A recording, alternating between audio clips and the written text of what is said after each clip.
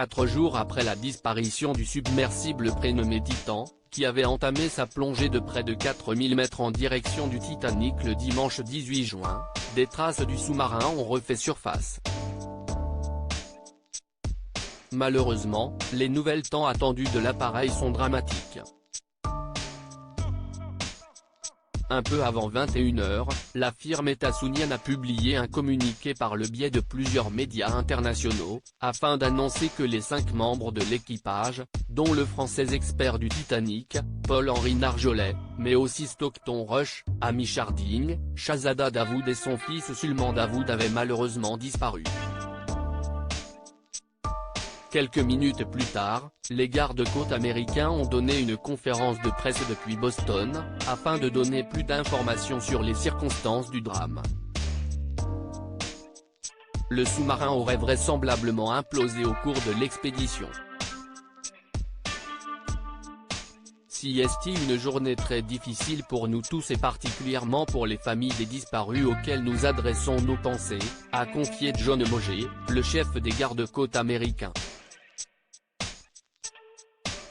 En début de soirée, ce jeudi 22 juin, un expert avait confié une mauvaise nouvelle à la chaîne britannique de la BBC.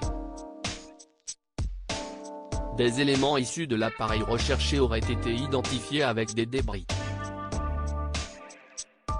Parmi ces derniers, se trouverait un cadre d'atterrissage, mais également un morceau de la partie arrière de l'engin conçu par la société américaine OceanGate, expliquait l'océanographe et ami de certains des passagers, David Myrne.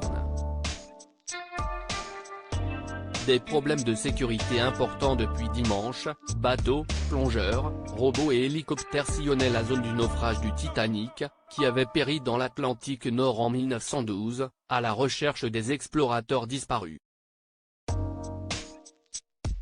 Mais qu'en était-il de la fiabilité de l'appareil, long d'à peine 6,5 mètres ? Dès 2018, des rapports révélés dans Le Figaro avaient souligné des problèmes de sécurité importants.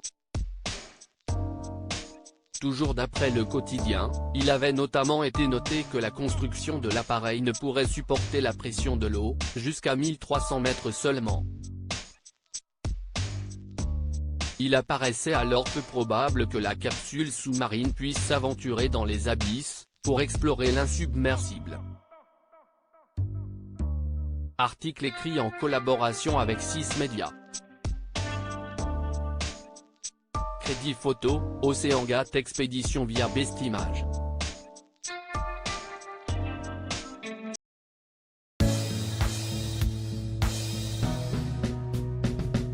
But there's all times through the rough times I think